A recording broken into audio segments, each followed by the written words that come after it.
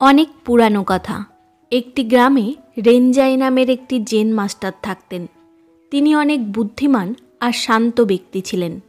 এই জন্য গ্রামের সব লোক তার কাছে পরামর্শ নিতে আসতেন। একদিন একটি ব্যক্তি তার সাথে সাক্ষাৎ করতে আসে।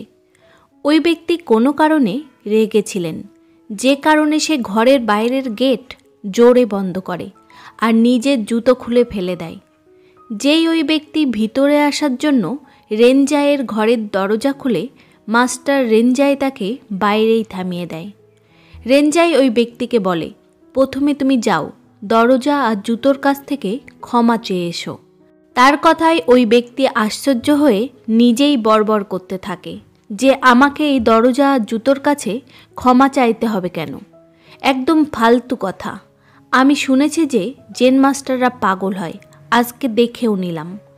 মাস্টার রেঞ্জাই অনেক শান্তিতে বলে, তুমি এখান থেকে চলে যাও, আর কখনো ফিরে আসবে না। যত সময় তুমি এই ছোট কথা না বুঝবে, তত সময় তোমার জীবনে কোনো কাজ হতে পারে না। কথা কেবল এতটুকুই যে যদি তুমি দরজা আর জুতোর ওপর তোমার ক্রোধ দেখাতে পারো, তাহলে সেটাকে আদরও করতে পারো, তাদের কাছে ক্ষমাও চাইতে পারো। মাস্টার রেঞ্জাই অনেক ধৈর্যের সাথে তাকে বলে, যেমন ক্রোধ করা একটি সম্বন্ধ, তেমন ভালোবাসাটাও একটা সম্বন্ধ।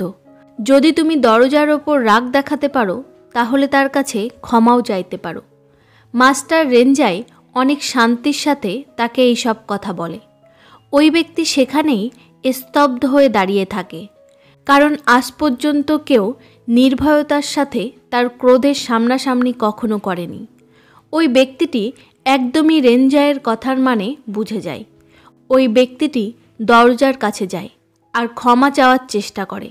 তখন সে ফুঁপিয়ে ফুঁপিয়ে কাঁদতে থাকে। তারপর ঝুঁকে সে তার জুতোর কাছেও ক্ষমা চায়। এরপর যখন সে রেঞ্জাইয়ের কাছে পৌঁছায়, তখন মাস্টার তাকে বুকে জড়িয়ে ধরে।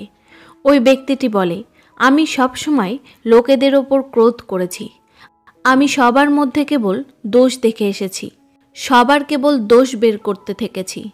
আমার মন কাটার মতো হয়ে গিয়েছিল, মনের মধ্যে সবসময় খোঁচা লাগতে থাকতো। কিন্তু আজ আমি প্রেম আর ক্ষমার মানে বুঝেছি।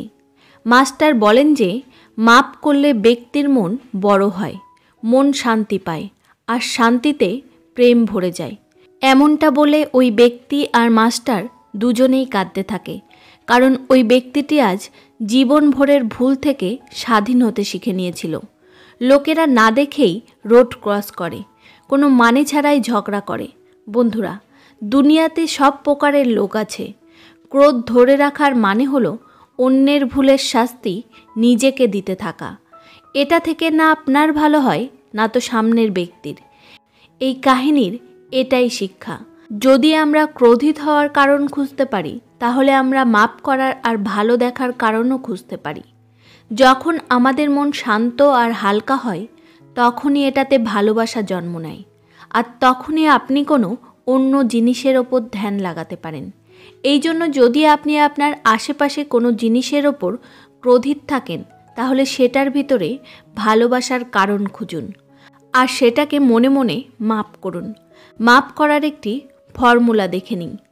নিজেকে চোখ বন্ধ করে স্মরণ করান যে আমি আমার জীবনে কত ভুল করি, তারপরও আমি নিজেকে মাপ করতে থাকি। একইভাবে পণ্ডিতদের দ্বারাও ভুল হয়, নিজেকে বদলানো অতটা সহজ নয়। এই কথাটাকে আমি বুঝি, এই জন্য আমি সবাইকে মাপ করতে পারি। মাপ করলে আমার অনেক ভালো লাগে, মন শান্তি পায়, আর মাপ করলে আমি সবাইকে ভালোবাসতে পারি। যখন আমাকে সম্বন্ধ বানাতেই হবে, তাহলে কেন না আমি প্রেম আর শান্তির সম্বন্ধ বানাই। বন্ধুরা, এইভাবে নিজের মনকে হালকা রাখুন। যদি আপনাদের ভিডিওটি ভালো লেগে থাকে, তাহলে নিচে কমেন্ট করে অবশ্যই জানাবেন। আর যদি চ্যানেলে নতুন হয়ে থাকেন, চ্যানেলটিকে সাবস্ক্রাইব করে পাশে থাকা বেল আইকনটা টিপে দেবেন, যাতে করে আমি যখনই কোনো ভিডিও দেব, সেটার নোটিফিকেশান আপনার কাছে চলে যাবে। দেখা হচ্ছে পরবর্তী কোনো কাহিনীতে। তত সময় নিজের খেয়াল রাখবেন। ধন্যবাদ।